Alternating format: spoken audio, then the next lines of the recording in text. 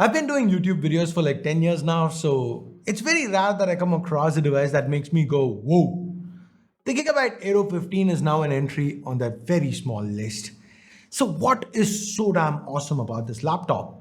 Does this mean it's all just roses? Watch on and find out.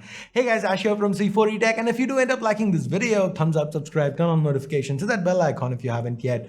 Let's get started. So let's start with the most impressive thing about the Aero 15, this display. Oh my god, this display. This here's a 4K OLED panel. It's surreal. I don't think any camera can do this justice. It's fantastic. It needs to be seen for you to get the full experience. 15.6 inches of AMOLED goodness, punchy, bright colors. They're accurate too. It's X-Rite color calibrated out of the box and has Pantone validated certification as well, which is great for creators, but it's not perfect. There are some compromises, and let's talk about that.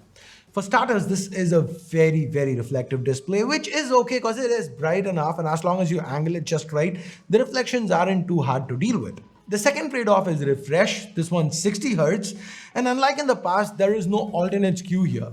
All 11 Gen Aero 15s come with a 4K OLED 60 Hz panel. If you want to go for a higher refresh, then you'd have to go with an RS 15P. That gets you an IPS display with 240 or even 360 Hz refresh. Now, that laptop, it's capped at an i7. So if you want to go i9, you have to go with the Aero 15. It kind of makes sense because if you're looking at gaming, then the GPU is more important. So you go for a high refresh plus GPU with an i7. This one's aimed more at creators, hence the i9 kind of sort of makes sense. So basically you're trading refresh for resolution and also more importantly getting OLED in the process.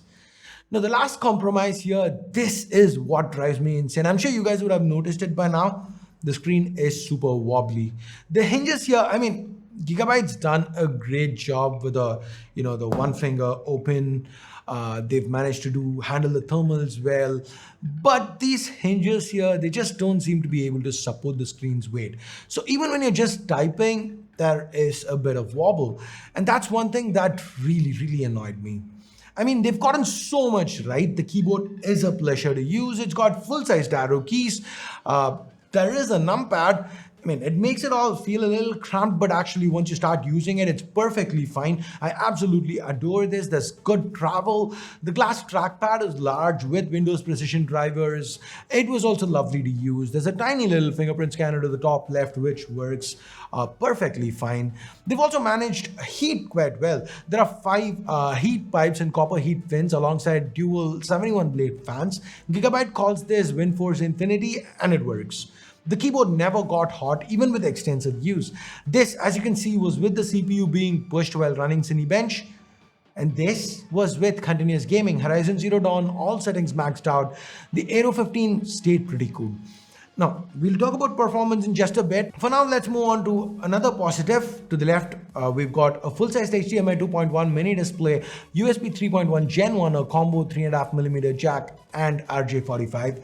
To the right, there is the charging port, a full-size SD card slot, Thunderbolt 4 Type-C, and 2 more USB 3.1 Gen 1 ports. I really think they should have gone with Gen 2, but hey, we have Thunderbolt, so can't really complain.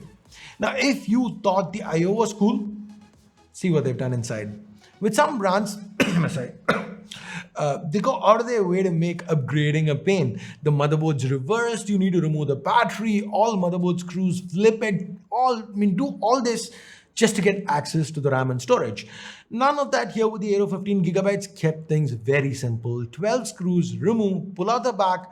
There you go, access to RAM, access to the 2 M.2 slots and the 99 watt-hour battery. So repairs, troubleshooting, upgrades, it's all very easy. The 99 watt-hour battery gets you a few hours depending on how you're using it. Nothing too special, but can't really blame the brand because 99 watt-hour is the international travel limit. I do like how despite all that, the Aero 15, it weighs in at a very manageable 2.3 kgs. And BT-Dub, they've also replaced the killer Wi-Fi module with Intel AX200 this time around, so we get good Wi-Fi 6 support on board. All these pros, they're great, but they make that one con stick out like a sore thumb. This screen wobble, it's so damn frustrating. Now, I didn't mean there was only one con. This is the major one. There are some other questionable choices. For example, the camera, it's present right here above the keyboard. The physical privacy shutter is cool, but the placement, if you wanted someone to just look up your nose, this is perfect. If you want to video chat with somebody who has a hand fetish, perfect, because no way you're keeping your hands away from screen when you're typing with this camera turned on. But if you're just somebody who wants to, use the camera for a regular Zoom or Skype, or even if you want to stream something, this is bad placement. I mean, I get it. They wanted to keep the bezel super slim, but the camera placement, not a fan. Now, talking about fans, this one's actually a positive. The Aero 15 is capable of running dead silent. Now, for simple tasks like watching videos or browsing or say typing the script, the laptop, it remains super silent. But when things get intense, it can go all banshee. It just screams. But since the temps are handled very well and the performance is excellent, I can't really complain.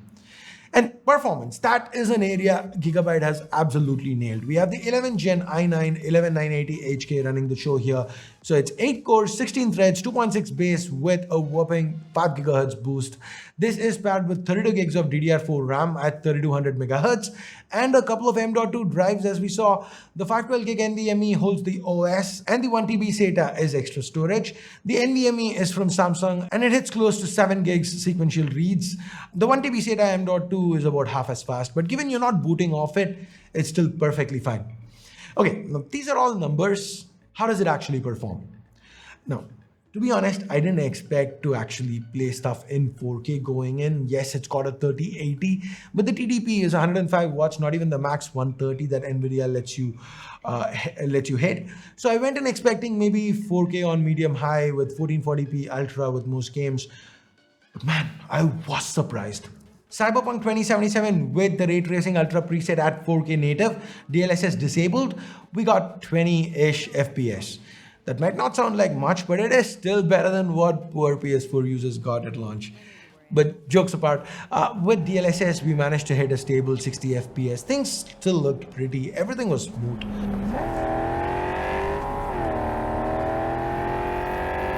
Now here's Forza Horizon 4 at 4K ultra. Running again at a smooth 60 FPS. In some situations, it did dip to about 52, 55, but everything felt fluid and on this OLED screen, beautiful.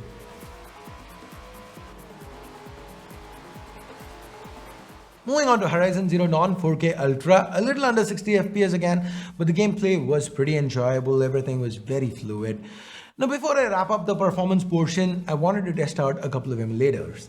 This is Demon Souls running on RPC S3 and as you can see, smooth 60 FPS, no real issues.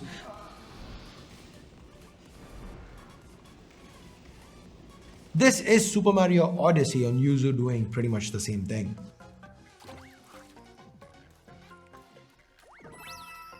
Cinebench scores are also very good for a content creator. This beautiful color calibrated 4K OLED panel is a godsend.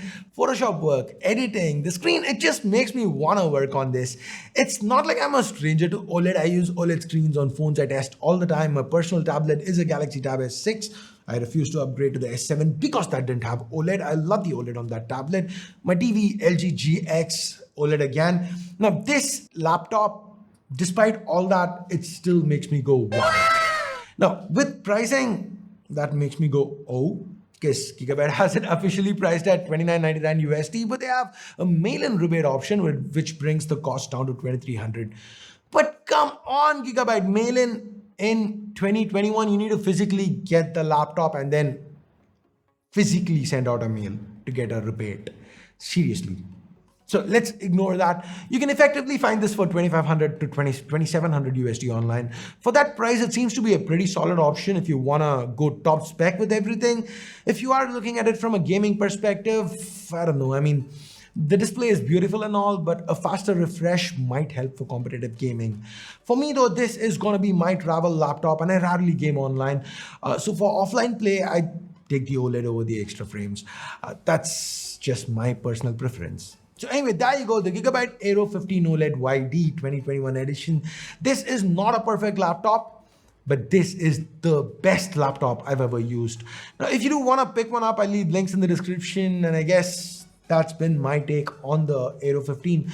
What do you guys think? Do you like this? Do you feel something should have been done differently? And what do you feel about this review video? Now, I am planning on doing quite a few laptop reviews, and if there is something you guys would want me to do differently, leave a comment down below, and thumbs up, thumbs down based on whatever you felt about it. Subscribe, turn on notifications, hit that bell icon if you haven't yet. And thanks a lot for watching. Until next time, my name's Ash. You've been watching C4 Retech, and I'm signing off for now. You guys have a great day. Bye-bye.